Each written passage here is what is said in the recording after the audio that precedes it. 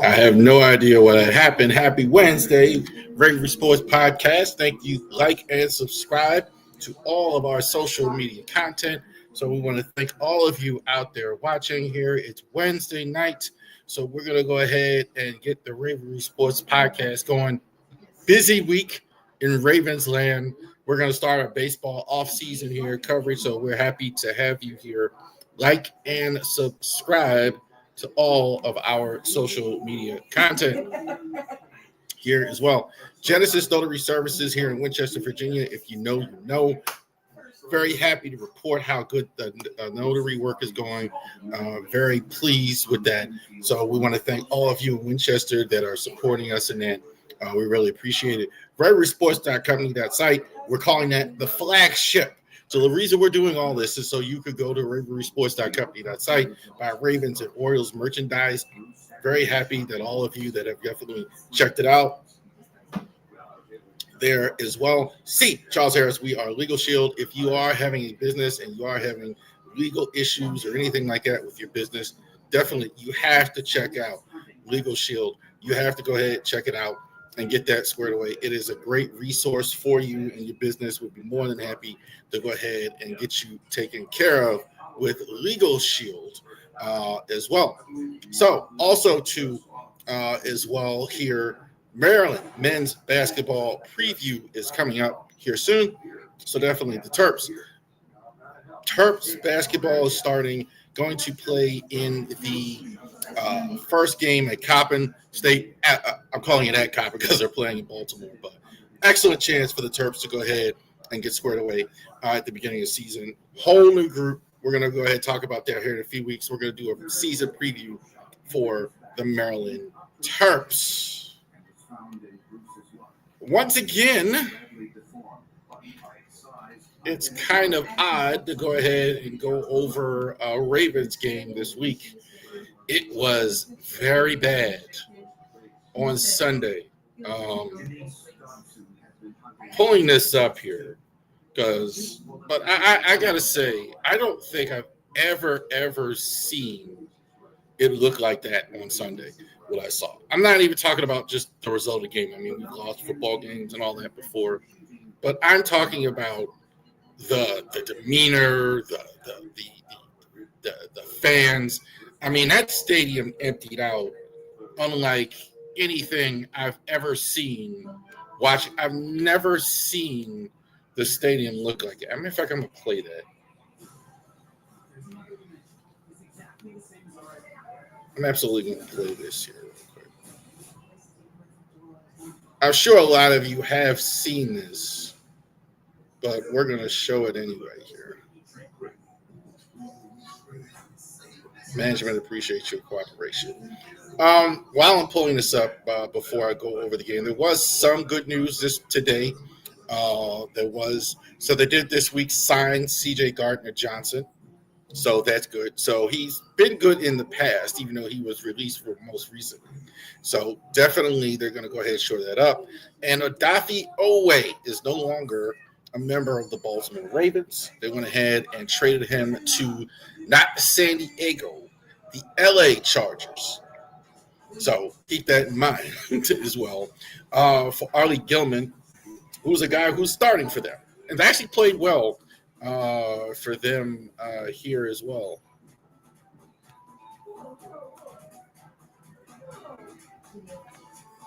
So what does this mean? We might as well start with this before we get to the game. I would say this. What this means is this goes to more what This goes to more. Everybody's talking about the Oway factor because you are losing a pass rusher. To me, this goes more to the fact of the young safeties. Also, Keon Martin, young corner, Ruben Lowry. You're going to see less of them. Malachi Starks. Everybody's saying it's not Mount. This is bad for Malachi Starks. So this guy's going to come in and start. You're going to have Kyle Hamilton back this week from injury. So many injuries as well. But it's interesting to see what's going to happen. But we're going to play this.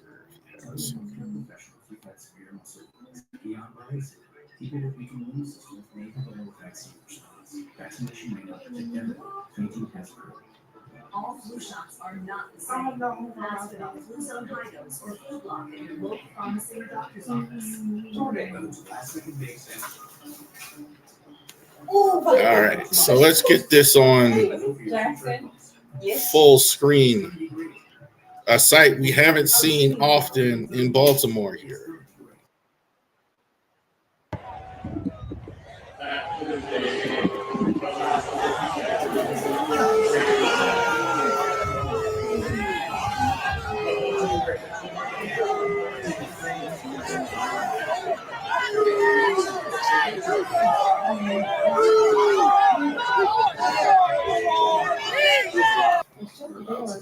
Yeah, that's we haven't gotten that one much. Where Harbaugh was literally booed off the field because of the poor play of the team. So let's talk about the game. Texans and Ravens. We'll go through it. 23 for 27. CJ Stroud was untouched the whole game. He was the guy who'd even been struggling, but this game he played phenomenally well. Ravens defense was just plain awful. Nick Chubb led the way. Do like the young running back, Woody Marks. I liked him at USC as well. But Chubb kind of led the way. They didn't really even need to run since the pass game was so effective. Christian Kirk, for them, it's their second receiver next to Nico Collins. Had a decent day. 4 and 64, 2 TDs. Great defense was really good. Held the Ravens to only 10 points. EJ Speed led the way. They didn't get a lot of sacks. The Ravens just couldn't protect, couldn't produce offense, so they really didn't need that. Cooper Rush. Some people are harder on him than I've been. It's easy to be hard on a guy when you throw 3 interceptions. This is not Lamar Jackson, guys. He's a backup quarterback for a reason. This guy's a career backup. So he's probably better than what we're seeing here. So, but I thought his day was the line problems are really magnified with the Cooper Rush. Unlike with Lamar Jackson, who can evade and get around that. Derrick Henry. I don't even know what to say at this point. I mean, if you can't block for Derrick Henry and you can't get him the ball, clearly in a situation where you have to get him the ball, what are we doing? Like, you don't have Lamar, and you're probably not going to have him in this game. You're probably not going to have him until after the bye. So it should be elementary you get the ball to Derrick Henry, but it's just ineffective. They can't block up front. The offensive line, I think, is a huge problem for them. The receiving core has been good. If you want a positive, that's it. So the receivers, I think, have been solid. That's the way I really see it as far as the receivers. The receiving group as a whole has been really good. D-Hop had a great catch, I thought, in this game. He's doing this every game, 1 or 2 outstanding catches. I thought Bateman, believe it or not, has been good as well. His volume hasn't been as well because you have more good receivers as well. But I think Bateman has been overall really good here as well. They may be looking to move Mark Andrews. I'm thinking they're hoping that they can get something for him. That's the way I kind of see it. I mean, because I think it's pretty clear after this season they're going to be moving on as well. Teddy Buchanan, 15 tackles as well. That was the bananas thing I heard in the post game. So they asked some of the guys who is making the calls, because you didn't have Roquan Smith in this game injury. You didn't have Kyle Hamilton, the 2 guys who are usually making the calls, for the defense. Kind of like, for those of you who don't know, like middle linebacker, free safety, kind of like the quarterback makes the calls, the safety, the guy in the middle of the field from defense makes the calls. So some guys are saying Malachi was calling the plays, and some guys were saying Teddy Buchanan was calling plays. So that tells you why you gave up 44 points. If you don't even know, like, who you're supposed to listen to on the field. So that was just bad. Not a lot good I can give you in this as well. Changes are needed to be made. They seem to realize that this week. They went ahead again. Once again, they go ahead. They traded for Dafiowe. They traded away Dafiowe. They traded for the safety. They signed Gardner Johnson. I think some people believe. I think it could be another move coming. You could be looking at hopefully, I mean, we're all hoping it's Max Crosby, right? But there's something like that.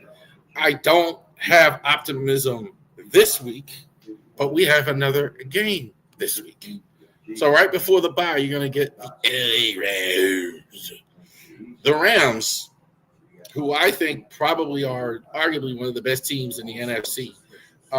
They stumbled last week, but I'm not too down on the Rams. For whatever reason, we'll talk about that in Big Five. For whatever reason, they have so much trouble with San Fran.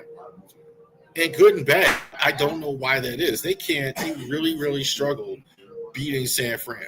So it's very, very strange. But I don't know what's going on there. We'll see. Matt Stafford. Matt Stafford, I think, is in the MVP conversation.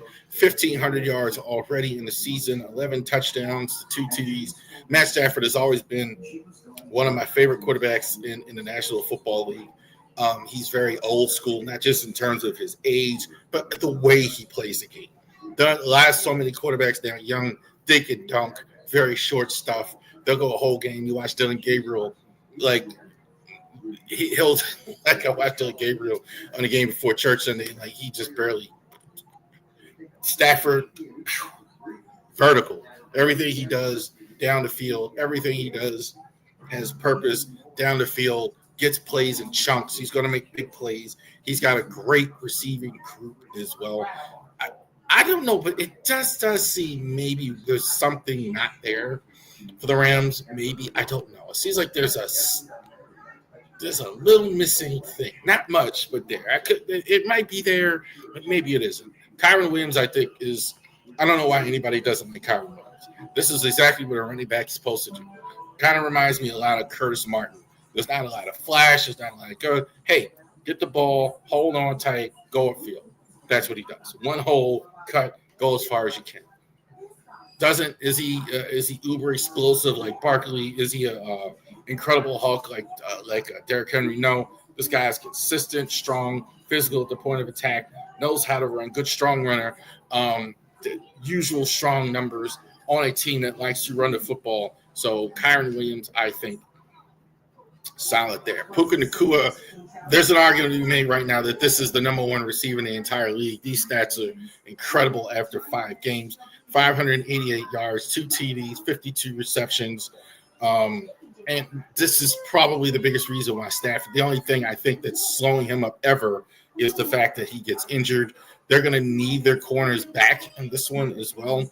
I don't think you'll have Marlon Humphrey in this game for the Ravens, but you're definitely going to have Nate Wiggins, Jaire Alexander. It's time for you guys to really get to work against this guy. Also, Devontae Adams is there as well for the Rams, and we will see about that, about the cover there as well. Byron Young, I think, is the 5 sacks out the gate here. They're doing a lot of doubling of Jared Verse on the other side, and Byron Young is actually taking advantage of it. Their defense is young, but they're really quick, and they're really energetic as well. So there's not a lot of known names yet, but it kind of reminds me of like Denver last year. Like we kind of said that last year with the Broncos. This year, now the names are more known. So I think you're going to get to know Byron Young as well. The offensive line scares me. These two. I keep getting on the line. It keeps going back. But Byron Young, I think, is really, really an outstanding young player as well. Their defensive front, their front 7 is very, very good. Front 7 is very, very good. They really kick butt out there as well. Cooper Rush is going to start 231 yards passing, 3 INTs. Cooper Rush, I thought it was worse. The numbers were worse than he was. His percentage was good, but again, limited. He's a backup quarterback. I want to say that one more time. I think you're probably better off. Some of you are calling for Tyler Huntley. You're better off, I think, with Cooper Rush than you are Tyler Huntley as well, just as an overall quarterback as well. But that's just me. You're not going to have Lamar Jackson this week. You may hear them say that I doubt it seriously. You're going to have some people say that. Well, Harbaugh, well, we don't know we're playing, but he didn't practice today. I don't think you're going to have Lamar in the game. Derrick Henry, 64 carries, 317, 317, 4 TDs. We've already talked about Derrick Henry. Just get him the ball, please. Get him the ball, please. On the left side, not the right side, because you can't block on either side.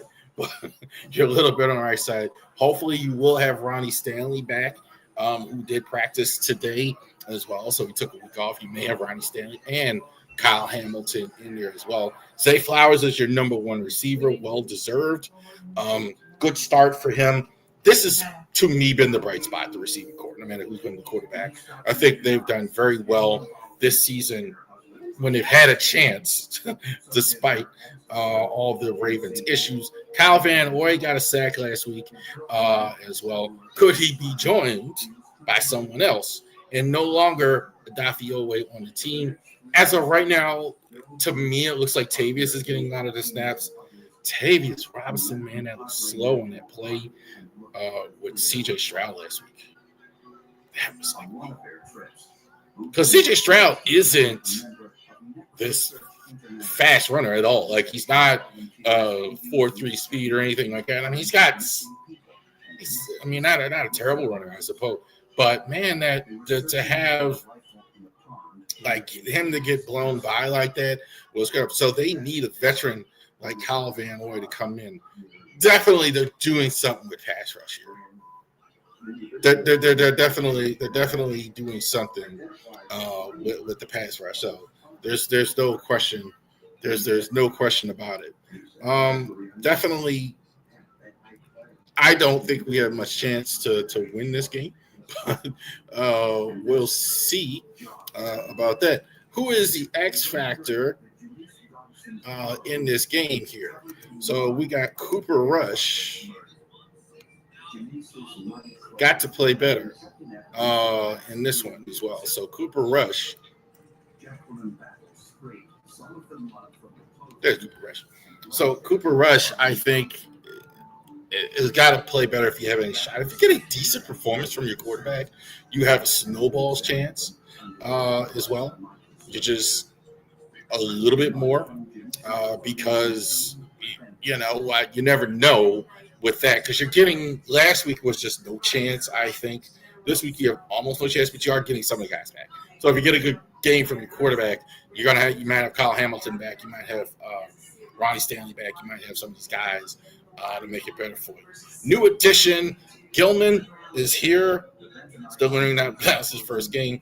He has a good grade. He's been good, actually, for the Chargers here so far. Not a superstar, not a big contract, but not bad. I mean, definitely, this tells me more about how they feel about Malachi Starks and the young safeties as well. I think they want to cut the time. They sign up C.J. Gardner-Johnson. He's going to play a lot, clearly, right away. So, there you go. Ravens this week going against the Chargers. Going against the Rams. So definitely check that out. Monday, Sunday at Fox. For those of you Baltimoreans like me, Channel 45, if you know what that is. So definitely check that out as well. Speaking of Fox, since you brought it up. They knew a 3-0 round was found in his lung. All right, 5 biggest games on the schedule that are not Baltimore Raven games here.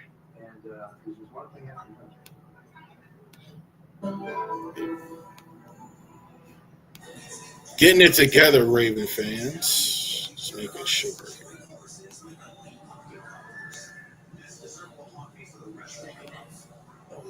In a location that I don't usually use. They tell you everybody that streams it, and don't ever go there. Okay, no, couldn't be all. So in a different location, so things are moving a little slower. But we soldier on. All right, Big 5 this week as well.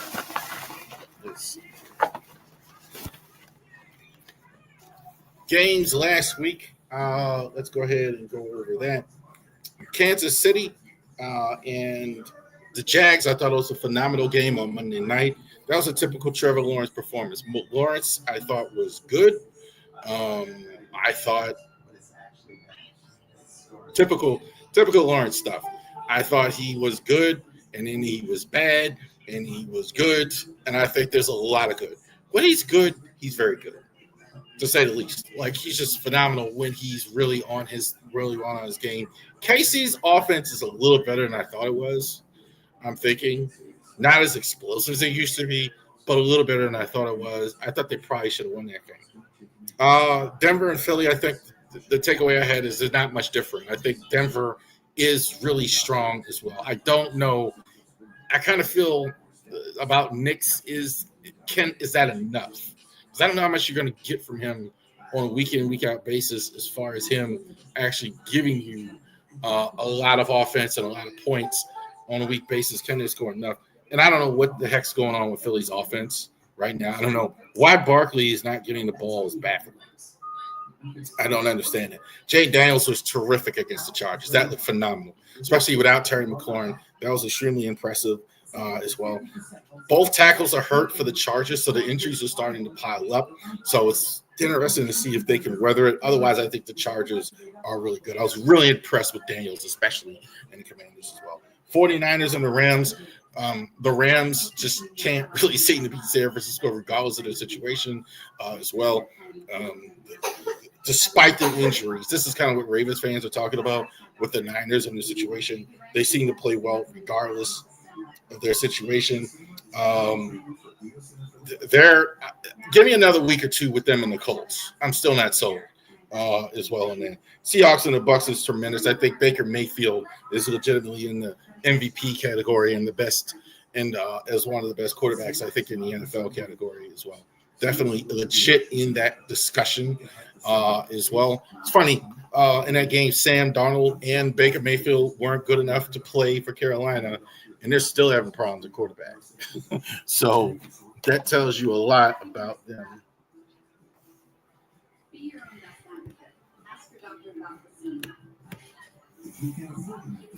As well. So let's go ahead and go over this here.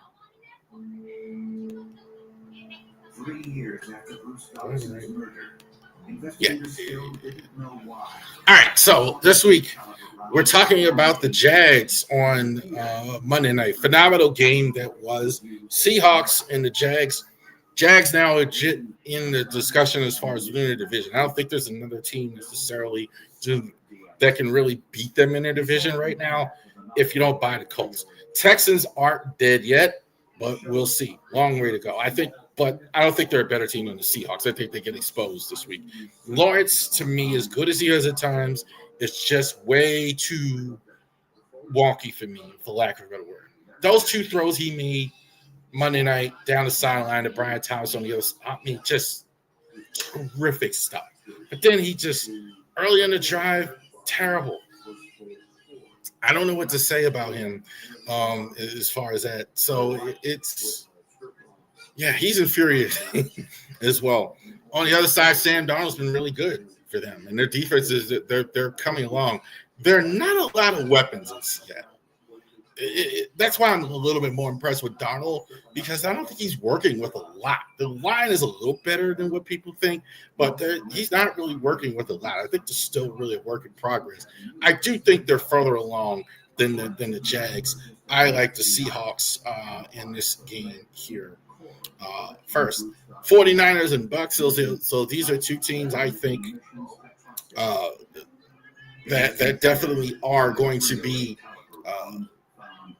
playing for playoff position, possibly in the NFC. Niners, I think are well coached. This is it. Look, their young players are showing up for them. Mac Jones. I don't know if they'll have Mac Jones this week. They were saying that in the last night. Oh, Mike, that Mac Jones isn't going to play, but I think he's out of practice, so they may not have him. That's going to matter, obviously, a lot. I'm not sure they beat the Bucs though. I'm a little. The Bucs, I think, are bona fide at this point. I think they have a legit quarterback. I think they have good receivers. Their first round pick has been phenomenal for them. They're still waiting to get back. I think the best of their best linemen, worse. But the Bucs I like a lot. I mean, I think on offense, defensively, I like to see them be a little bit more consistent. But I think the Bucs definitely win this game. Regardless, I don't think you're gonna, especially if you don't have Brock Purdy or Mac Jones in this game. We'll see. But definitely like the Bucs. Give me another week or two with the Niners. I'm a little more impressed because their young players are playing well for them. Probably the biggest game in a lot of ways the Chiefs have had in a long time. So they're 2-3 going in this game with a loss on Monday night, going against, I think, the best team in the league right now, the Detroit Lions. Lions, I think they're about as flawless as you get right now. I think the run game is tremendous. The offensive line, with some concern, the young guys are developing very quickly. You can stop worrying about that. Goff is playing very well for them. Defensively, good. I think they're very solid on defense, as we know. I think, like some people crack on Terry and Arnold, I think he's fine. I think he kind of reminds me of Marcus Peters a bit. Been inconsistent, a bit hot-headed at times, but that's probably the only thing you can really point to. The Chiefs, you can see it. They're just dipping down just a little bit, and they slash it and won so many of those close games. Not happening this year. Got beaten a couple of these close games and beat a couple of those games. I don't even think being an Arrowhead helps you against this very, very good Lions team. Very impressive. I like the Lions in Arrowhead. Absolutely. Monday night games, the Bills and the Falcons as well. I'm not jumping off the Bills too much. I think the Bills are still pretty good. I mean, I think some people are jumping off the Bills more than personally I think you should. I think the Bills are still pretty good. I think New England is better than what people think. They lost to New England last week, so I think New England isn't that bad. I think that's a little more than a little bit much than you would say with New England. So New England's the fact that they lost that game doesn't do a lot for me. The Falcons are still, to me, a bit of an enigma. I'm still not sure where they are. Penix looked good, then he doesn't. Played well. I think they're about in the middle. So when I keep saying that, they're about in the middle. I think the Bills do show up and win this game. I think the Falcons, I don't think they're going to win games against legit good teams, and the Bills are legit good teams. I think they have a thoroughbred with Josh Allen, so I think they're a legit good team. I like the Bills. And I think last year might have been the game of the year in the NFL, the Bears and the Commanders as well. The two young quarterbacks, the two number one picks in the draft a couple years ago, Jaden Daniels and Caleb Williams showing off in this one as well. I don't think the Bears have a shot considering what I saw last week with the Jaden Daniels. This guy makes force multiplier, makes all the difference as well. They may be going in a bit shorthanded. I do think people are too hard on Caleb Williams. The defense is the problem. That's why I don't like him in this game, because of the defense, not because of Caleb. Caleb is going to be okay enough. I think because he's the number one overall pick, there's just more pressure on you. But, I mean, he's okay enough. So that is the reason taking the Commanders in this football game. as well. There you go. Big five. Five biggest games on the schedule that are not Raven games. So for sure, we used to think all the Raven games was bigger than the Big Five, but right now that's not really true. So there you go, Big Five as well. Definitely got to get to this week, and a lot of games is going on this weekend. The last two games are two games on Monday night. I don't like these two Monday night games they're doing. I don't know why we're doing that. Like, I honestly don't see the value in that. But that's just, what do I know? I guess, but I don't know why you want people not to watch a game they're trying to watch. That's just again. All right. We're going to talk about that here coming up. Black Knights and Engineers. Too bad you Poly Engineer fans. This is City Black Knight graduates here. Happy 30th also to all you City grads who graduated 30 years ago. We had a successful reunion it looked like as well for you guys. So thank you very much. Let's talk a little college football because we got the Terps going baby Mahomes is what they call them. Dylan Raiola 4-1 Cornhuskers in this one. Hard fought last week getting the loss as well. Terps really played hard. I mean, for 3.5 quarters. I mean, the football game's 4 quarters. Big comeback at the end for them as well. Raiola. So he's been good. I think some people have kind of soured on him, but I think he's decent. He has some weeks where he's a bit inconsistent, but I mean, I think he's looked for the most part been really good. Dylan Raiola, 1,137 yards, 11 TDs and 1 INT. He's the goods. I think he's really good. I don't think quite yet NFL level prospect, but he's a 5-star. He's been solid for them as well. For Matt Rule, who really likes to run the football with Ernest Johnson, 71 carries, 394, 4 TDs. You can bet they can run the football. You definitely, if you're going to beat this Nebraska team, you're going to have to stop the run without the question. With that, Jacob Barney has been the number 1 receiver. So this is Raiola's number 1 target. And this one as well, you will definitely have to go ahead and double team. Maryland's secondary is very good. Very good. Very good job last week on Denzel Boston as well. 3 quarters of Desmond Ritter and all that last week. Very good stuff as well. Didn't play all 4 quarters. Defense, Marcus Houston Trent has a sack. Desmond McGullough, 2 sacks for the Cornhuskers. They're gonna bring pressure. They're gonna try and do things to Malik Washington, the starting quarterback for the Terps. I thought he's phenomenal. I think he's been phenomenal. I think this is better than anything we saw obviously last year with Billy Edwards. Definitely reminds me of Tulia Tagovailoa. Looks very calm in the pocket. One thing you look for with a young quarterback, even when they're doing well and completing passes and everything, are they getting that second read, third read? Are they looking the guys off? Are they doing the fundamentals? Absolutely are. Devin Malik Washington, I'm looking at. He's just going second, third read, going to the third receiver.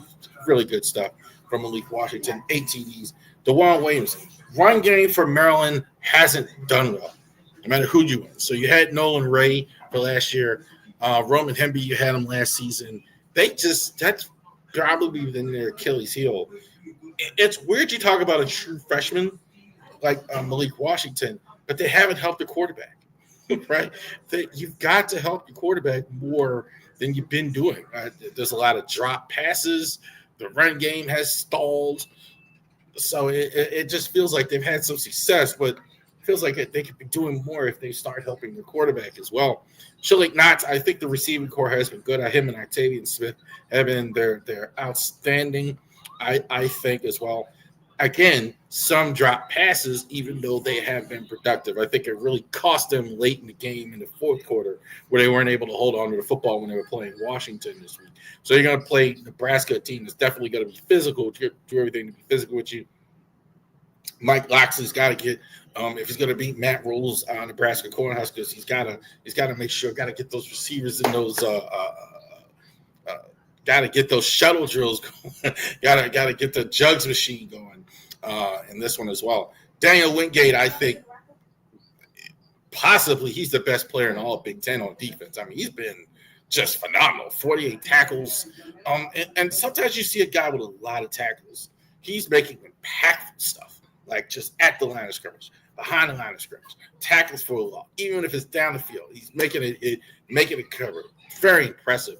Getting in it. So Daniel Wingate, I think, has been phenomenal. Their defense, I think, has been much better than advertised as well. So last week they had their first announced shutout sold out in a while.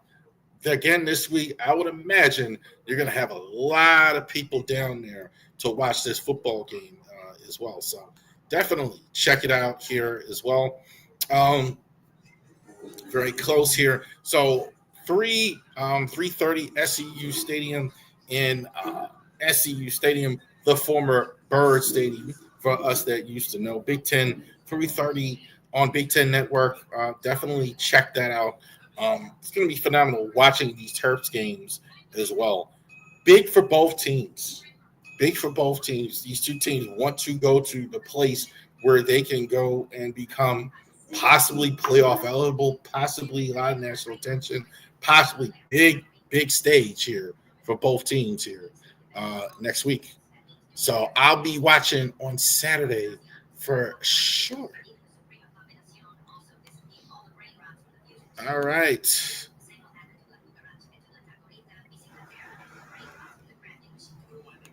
So let's get it going here.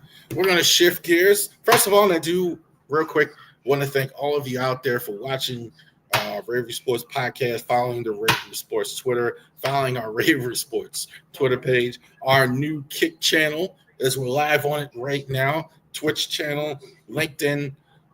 Thank you. Thank all of you for doing that. But you can help out right now. Like and subscribe to the channel, and also to share the video with somebody else. By the end of the year, we want to be over that 100 for YouTube as well. We're almost there on YouTube. We're almost there on a lot of our social media platforms. So definitely go out there and let somebody know that. And we never stop here as far as the Orioles and the Ravens. We talk Orioles and Ravens every podcast. Okay, so it doesn't matter what it is, what time of the year it is. What that happens during the football season, after the football season, after the baseball season, during the baseball season.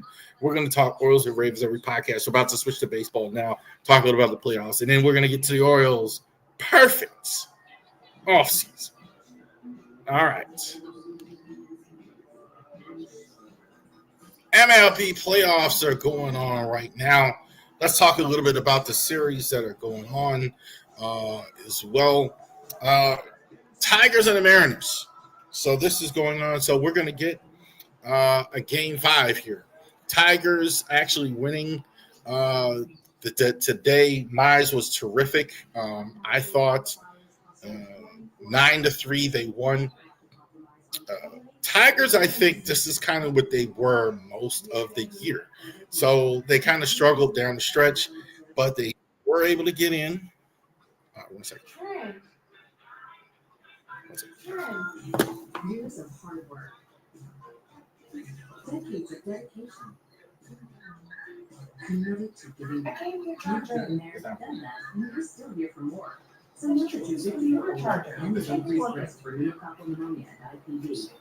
Be proactive with Hep-Vaxxed, a vaccine specifically designed for adults to help protect against pneumonia and invasive disease caused by certain types of pneumococcal bacteria. Hep-Vaxxed is the only vaccine that helps protect against the strains that cause 84% of IPD in adults 50 or older, and with up to 52%. All right, we're back. Sorry, get the charger. So Tigers and Mariners, I think, were really good in this series. Tigers, this is kind of what they were most of the season. I thought Mariners, I think, this is big for them tomorrow. I think they can kind of still salvage this with all the offense that they had. Um, they just don't look like it to me. They just don't. I don't know why. Maybe it's just I'm biased because I've seen so many Mariners teams not do well, but they just don't have it to me. It doesn't look. They don't look like. I mean, they have something obviously because they gotten this far, but they just don't look like the champs to me when I see the Mariners every time I've seen them.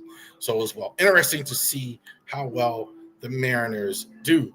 The Blue Jays right now trying to put away the Yankees. As well, up 2-1 right now. So that would put them away. They're up 2-1 in this series. Yankees did win last night. The great Aaron Judge saved the bacon again with a big 3-run home run late. Blue Jays look pretty good. Blue Jays are what I kind of thought they would be. I think they've had everything go right. Yankees have issues. Look, Judge saving them last night is kind of in the story of their whole season. They have a great starting pitcher, Aaron Judge, and they have a great outfielder, Aaron Judge, and they have a great outfielder, Aaron Judge, and they have Max Fried, and that's kind of the deal that they have. They kind of don't have anything else there as well. So that's kind of their story there as well. Hold on one second.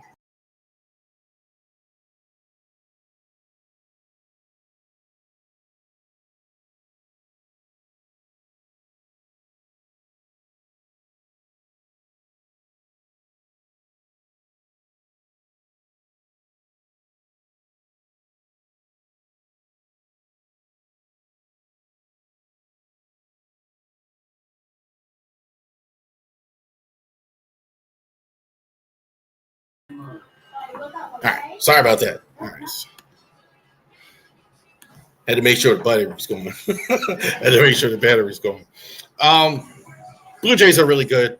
I think like that. Yankees are just one trick. They got Judge to save them. Judge hits every home run, does everything for them. They really don't have another answer as well as good as they've been.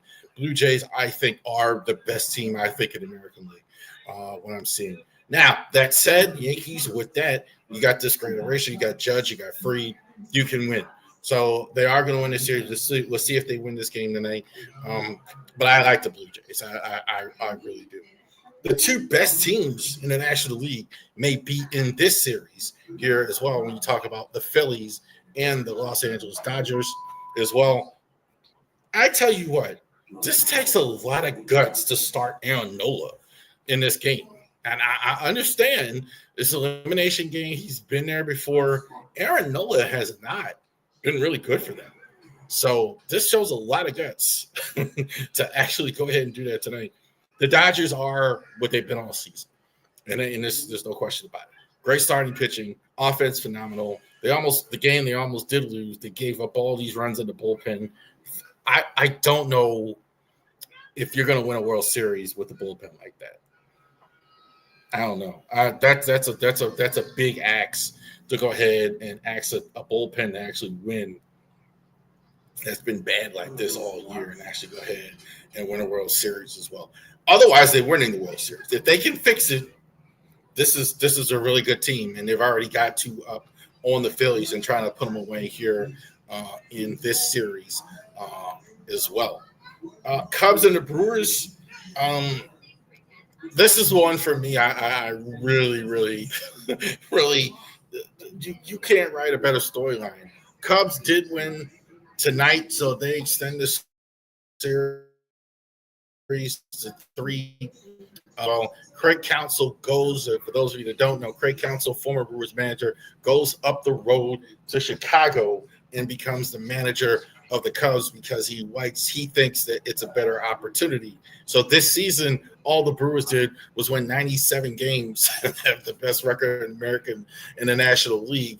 And now your job is to eliminate the Brewers as well. But you're down 2-1. I don't know who's going to win this series as well. I always thought this one was going to be 5 games regardless. I definitely believe that that's going to be a 5-game series. No question about it. I do like the Brewers. I'm going to go with that simply because I think they've had the best record in the American League and the National League all season. So hard to go against that as well. So we will continue to go ahead and check out the MLB playoffs as well, even though our guys aren't in it, but we will absolutely go ahead and check that out. Let's talk more baseball. So the Orioles offseason has started as well. We're going to go over free agents, free agent targets, the minor league system, and all that other fun stuff. We follow all that stuff here. But we're going to do a little, what we call, if it's pro wrestling, it'd be fantasy booking. And we're going to do what we call our perfect offseason. They're starting to copyright me, so I want to play the Mr. Perfect music, so I'm not going to play Mr. Perfect music, but I will do a drum roll.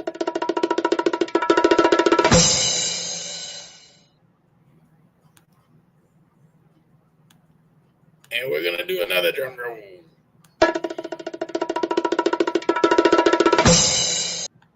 It's cool to play Mr. Perfect music. It's really cool to do that. But Orioles Perfect Offseason, right? So all these things aren't probably going to happen. A lot of these things aren't necessarily going to happen. But if everything went well, this would actually be the way it would go. Okay? So I do think that if you have a perfect offseason, I mean, this is the best case scenario. Realism is in it to a degree. But this is if best case scenario happened in several scenarios. So just keep that in mind. So, perfectly, Bruce Bochy doesn't retire. You lose him from Texas. He's moved on, and you convince Bruce Bochy to come to Baltimore and become the manager.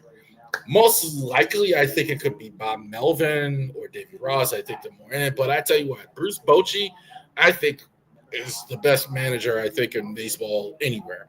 I don't think there's any question about it. I think the only reason Texas didn't do as well is because of all the injuries. But Bochy wins wherever he goes. So many championships with the Giants and won a World Series in Texas. So I think Bruce Bochy, would be the perfect scenario. I don't think you could go wrong with getting a guy like this. Do I think he'll sign? I don't know. I think it's more likely it'll be Tony Manzolino, the current manager. I think Buck Britton, I think is what they're looking at. I think David Ross they're looking at. Skip Schumacher, I think they would have liked to have had, but he's already signed. He's already went to Texas. I think that was a done deal beforehand. So we will go ahead and see that. Now, which team has a better minor league system historically than anybody else? I think forever I said two of the best run teams in all of baseball were the St. Louis Cardinals up until recently and the Atlanta Braves. So we're looking for a general manager now. And so Ben Stankovic, it would be a good choice to go ahead and sign as a GM now that Mike Elias is president of baseball operations. You got to really build your minor league system with the way the job the Braves have done. It's just phenomenal. So to bring that to Baltimore as well would be something else. To have a guy here to do that. He's assistant GM. He's actually he actually might get hired as a manager somewhere. So to have him and bring him here, I think that's something that the Orioles would definitely want to keep their eye on as well. Bring some of those Braves players over here as well. So that's the perfect scenario. Now, let's go to the roster. What would happen? Let's start on offense, right? So as much as the first base situation is very clouded right now. You have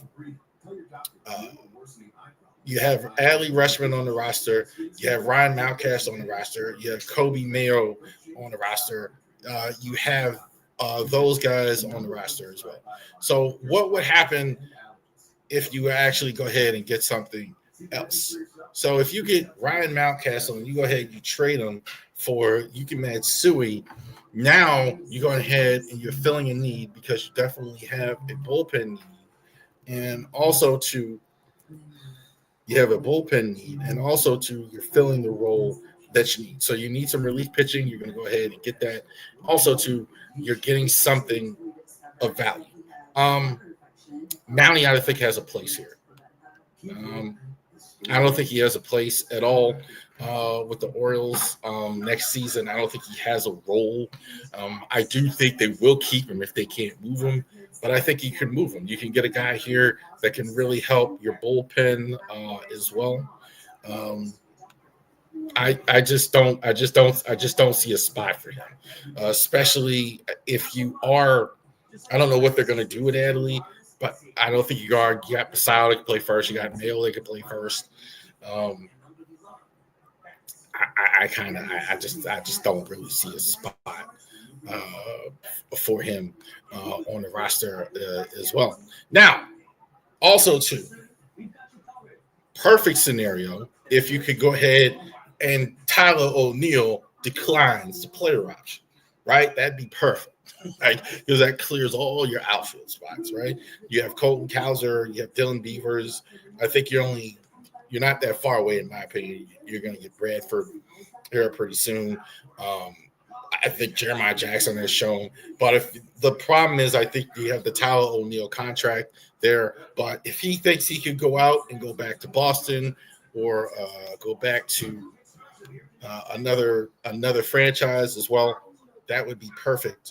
To go ahead and get a guy like him out of there so you can go ahead and get that squared away. So that would be interesting as well if you could go ahead and do that. Another option that you need to decline is Jorge Mateo, right?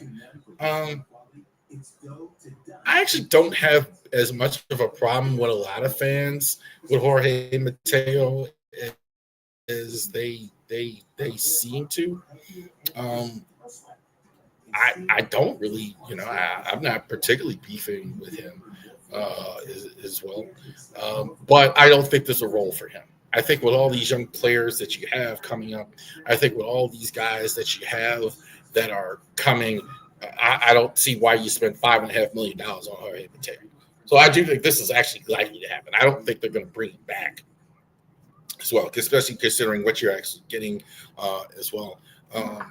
Also, too, you may have a new manager. I know Brandon Hyde liked him. He does have some value. I don't think you're going to bring him back as well. So what else would happen? So perfect scenario, maybe this is a good time, and I know everybody's going to say, oh, well, it's a Scott Boras client, blah, blah, blah. You can't do that. Blah, blah, blah, blah, blah. Oh, okay, so you can't do that. But it would be a good time to go ahead and take a look at extending Gunnar Henderson. Why is this a good time to at least talk about it? Because Gunnar Henderson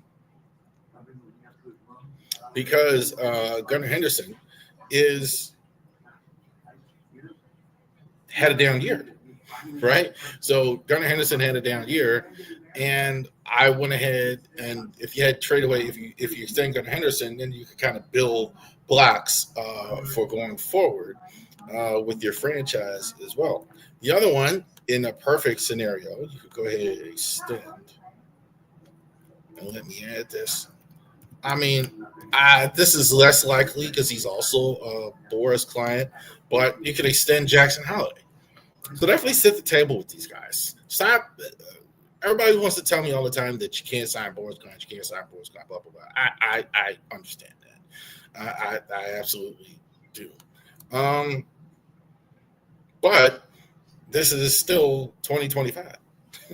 Right? So I think definitely what you want to do is you want to go ahead and do that as well. You want to go ahead and make sure that you want to go ahead and make sure that you give it a shot. Give it the old college try. I don't see any harm in actually going ahead and doing that as well. The bullpen, right? Well, one more trade. Don't have a perfect destination, but you got to trade away Adley Rushman at this point. Adley's not a guy that's going to start for you. You've made your decision, despite of what Michael Arias has said. You don't sign him, stand beside all that money and keep him. You've made your decision. So definitely go ahead, stick to it. Go ahead, trade Adley Rutschman. I preferably for bullpen pitching. I'm not sure exactly what you trade Adley for because you could get more, depending on what the thought of him around the league is as well.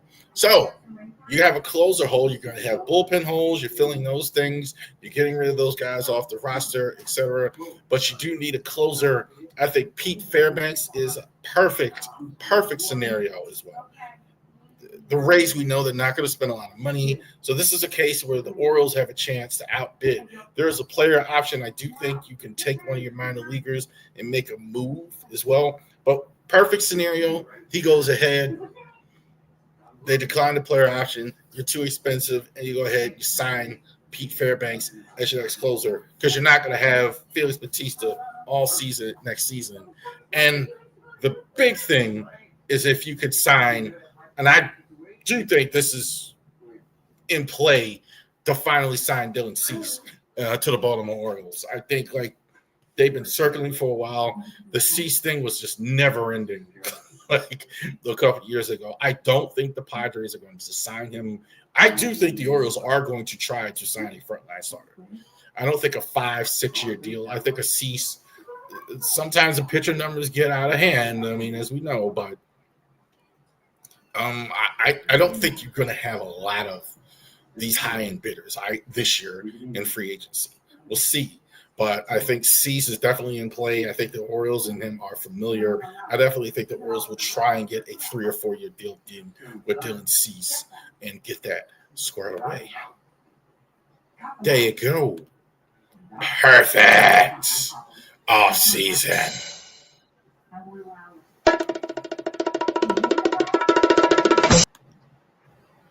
So there's the perfect offseason, what the Orioles would do. Definitely, we're going to go into our offseason stuff with the Baltimore Orioles here pretty soon. Orioles, real quick. Offseason at the start, we kind of have to wait, obviously, till the World Series is over for that. I do think they are going to be active this offseason. I don't think they're going to do – I don't know how much money you're going to spend, but they are going to have some things where they are active this offseason, where they're going to have to do something. They were very disappointed last year. You're going to raise your ticket prices. They're under the gun a little bit for the first time as well. So you can't use the excuse for a rebuild. They're going to have to do something and spend some of these resources as well. Thank you very much for putting up with us today. We had some issues today as far as the stream goes, but we appreciate you and sticking with us here. Some of you are still here. God bless you for staying with us with the Ravori Sports podcast. Y'all have a great rest of your week. We will be on after the game, the Ravens game on Sunday. Have a great day.